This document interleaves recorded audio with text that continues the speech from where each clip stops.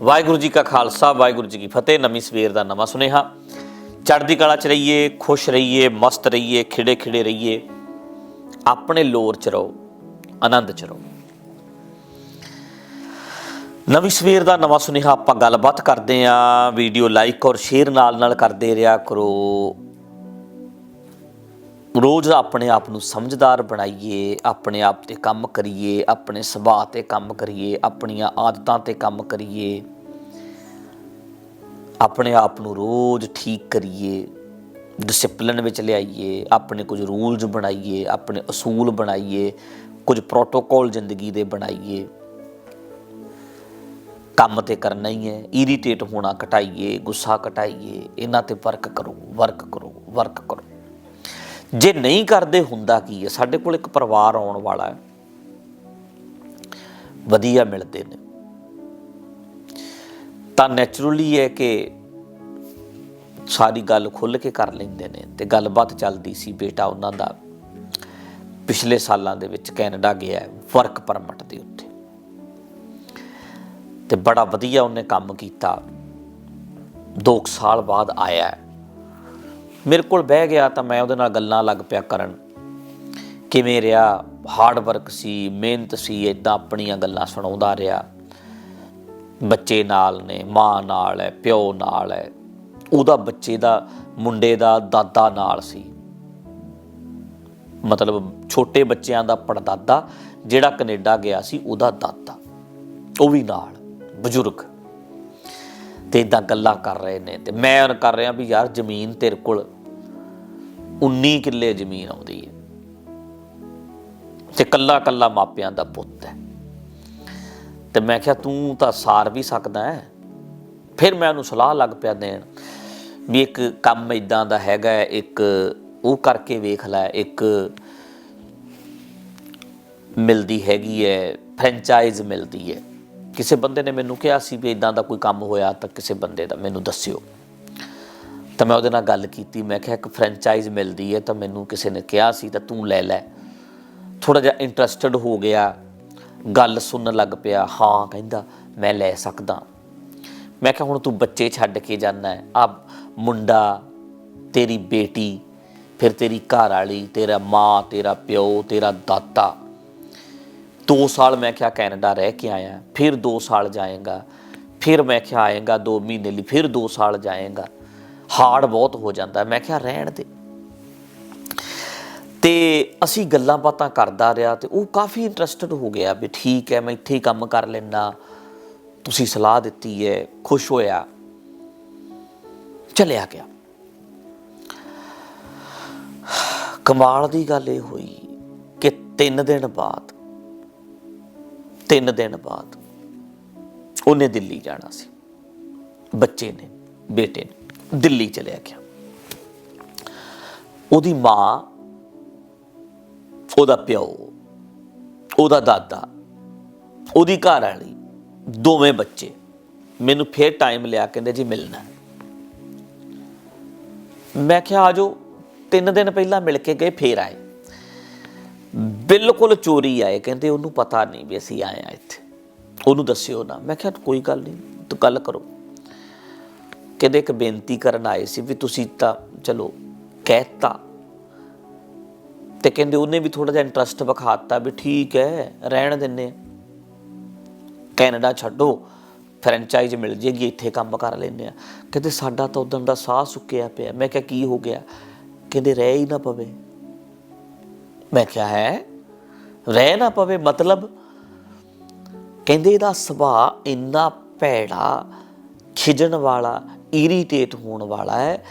2 साल बच्चियां ने सुख दा साह लिया है, घर वाली ने सुख दा साह लिया है, दादा बुढ़ा है, वो भी कहंदा शुक्र है ये गया होया।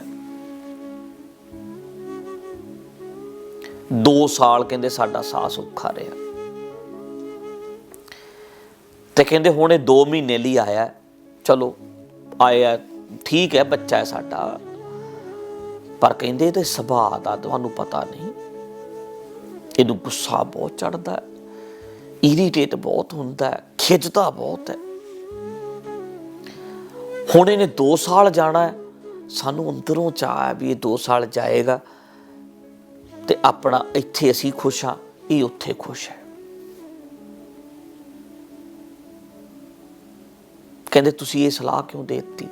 ਹੁਣ ਤੁਸੀਂ ਉਹਨੂੰ ਬਹਾਨੇ ਨਾਲ ਕਹੋ, ਮੈਨੂੰ ਕਹਿੰਦੇ ਸਾਡਾ ਨਾਂ ਨਾ ਲਿਓ, ਤੁਸੀਂ ਕਹੋ ਵੀ ਫਰੈਂਚਾਈਜ਼ ਨਹੀਂ ਮਿਲੇਗੀ, ਔਖਾ ਹੈ, ਤੂੰ ਕੈਨੇਡਾ ਹੀ ਜਾ। ਕਹਿੰਦੇ ਤੁਹਾਡੀ ਨਹੀਂ ਮੋੜਦਾ, ਤੁਹਾਡੇ ਕਹਿਣ ਤੇ ਹੁਣ ਉਹ ਇੱਥੇ ਮਨ ਬਣਾਈ ਫਿਰਦਾ ਇੰਡੀਆ 'ਚ। ਚਲੋ ਮੈਂ ਕਿਹਾ ਕੋਈ ਗੱਲ ਨਹੀਂ ਮਾਤਾ ਜੀ, ਮੈਂ ਕਹਿ ਦਿਆਂਗਾ। ਤੇ ਮੈਂ ਉਹ ਜਦੋਂ ਦੂਜੇ ਤੀਜੇ ਦਿਨ ਮੈਨੂੰ ਮਿਲਿਆ ਤੇ ਮੈਂ ਇਹਨੂੰ ਵੈਸੇ ਹੀ ਕਿਹਾ, ਮੈਂ ਕਿਹਾ ਯਾਰ ਕੈਨੇਡਾ ਹੀ ਠੀਕ ਹੈ, ਉੱਥੇ ਹੀ ਹੌਲੀ ਹੌਲੀ ਸੈਟਲ ਹੋ ਜਾ, ਬੱਚੇ ਲੈ ਜਾ। ਚਲੋ ਉਹ ਕਹਿੰਦਾ ਓਕੇ ਜੀ, ਮੈਂ ਤਾਂ ਪਹਿਲਾਂ ਹੀ ਤਿਆਰ ਸੀ, ਚਲੋ ਤੁਸੀਂ ਕਹਿੰਦੇ ਹੋ ਤਾਂ ਠੀਕ। ਉਹ ਤਾਂ ਗੱਲ ਖਤਮ ਹੋਈ। ਮੈਂ ਉਹ ਗੱਲ ਸੋਚਣ ਲੱਗ ਪਿਆ ਵੀ ਯਾਰ ਆਹ ਹਾਲ ਹੈ, ਬੰਦਾ ਇੰਨੀ ਮਿਹਨਤ ਕਰਦਾ ਹੈ, 2 ਸਾਲ ਉਹ ਬੰਦੇ ਨੇ ਇੰਨਾ ਹਾਰਡ ਵਰਕ ਕੀਤਾ ਹੈ ਤੇ ਫੈਮਿਲੀ ਸਾਰੀ ਮੇਰੇ ਕੋਲ ਆ ਕੇ ਕਹਿੰਦੀ ਵੀ ਤੁਸੀਂ ਇਹਨੂੰ ਭੇਜ ਦਿਓ, ਇਹ ਨਾ ਕਹੋ ਇਹਨੂੰ ਇੱਥੇ ਰਹਿ ਜਾ। ਮੈਂ ਸੋਚਦਾ ਵੀ ਬੰਦੇ ਦਾ ਸੁਭਾਅ ਕਿੰਨਾ ਮਰਵਾ ਜਾਂਦਾ ਹੈ, ਮਿਹਨਤ ਵੀ ਕਰਦਾ ਹੈ, 2 ਸਾਲ ਲਾ ਕੇ ਆਇਆ ਹੈ, ਪਰ ਇਰੀਟੇਟ ਹੋਣ ਦਾ, ਖਿਜਣ ਦਾ, ਮਾਰਨ ਦਾ, ਕੁੱਟਣ ਦਾ ਸੁਭਾਅ ਜਿਹੜਾ ਤੁਹਾਨੂੰ ਤੁਹਾਡੇ ਟੱਬਰ ਤੋਂ, ਮਨ ਤੋਂ ਕਿੰਨਾ ਦੂਰ ਕਰ ਦਿੰਦਾ। ਦਿਲੋਂ ਮਾਂ ਤਾਂ ਨਹੀਂ ਫਿਰ ਪਿਆਰ ਕਰ ਰਹੀ, ਮਾਂ ਤਾਂ ਕਹਿੰਦੀ ਜਾਵੇ 2 ਸਾਲ ਲਈ, ਘਰ ਵਾਲੀ ਕਹਿੰਦੀ ਜਾਵੇ, ਬੱਚੇ ਵੀ ਕਹਿੰਦੇ ਜਾਵੇ, ਸਾਡਾ ਪਾਪਾ ਦੂਰ ਹੀ ਠੀਕ ਹੈ। ਮੈਂ ਸੋਚਦਾ ਕੀ ਖੱਟਿਆ ਯਾਰ ਫਿਰ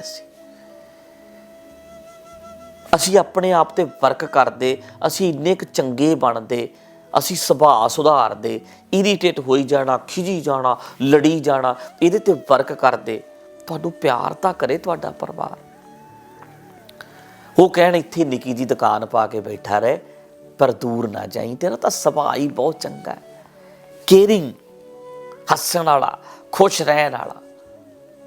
ਤੇ ਮੈਂ ਤੁਹਾਨੂੰ ਸਾਰਿਆਂ ਨੂੰ ਇਹ ਬੇਨਤੀ ਕਰਨੀ ਹੈ, ਜਿਹੜੇ ਵੀ ਤੁਸੀਂ ਹੈਗੇ ਆ, ਸੋਚੋ ਕਿਤੇ ਤੁਹਾਡੇ ਪਰਿਵਾਰ ਵਾਲੇ ਤਾਂ ਨਹੀਂ ਇੱਦਾਂ ਸੋਚਦੇ। ਤੁਸੀਂ ਸੱਚੀ ਲੜਾਈ ਦੇ ਘਰ ਹੋਵੋ, ਕਿਤੇ ਸੱਚੀ ਲੜਾਈ ਦਾ ਹੀ ਲੜਾਈ ਮੁੱਲ ਹੀ ਲੈਂਦੇ ਹੋਵੋ, ਗੱਲ ਗੱਲ ਤੇ ਖਿੱਚਦੇ ਹੋਵੋ, ਲੜਦੇ ਹੋਵੋ, ਤੇ ਤੁਹਾਡਾ ਵੀ ਟੱਬਰ ਕਹਿੰਦਾ ਹੋਵੇ ਵੀ ਮਗਰੋਂ ਲਵੇ ਇਹ ਜਾਵੇ। ਮਾੜਾ ਜਿਹਾ ਸੋਚਿਓ, ਉਹਦੀ ਕਹਾਣੀ ਨਹੀਂ, ਇਹ ਘਰ ਘਰ ਦੀ ਕਹਾਣੀ ਹੈ। ਘਰ ਘਰ ਇਹ ਹੈਗਾ ਆ।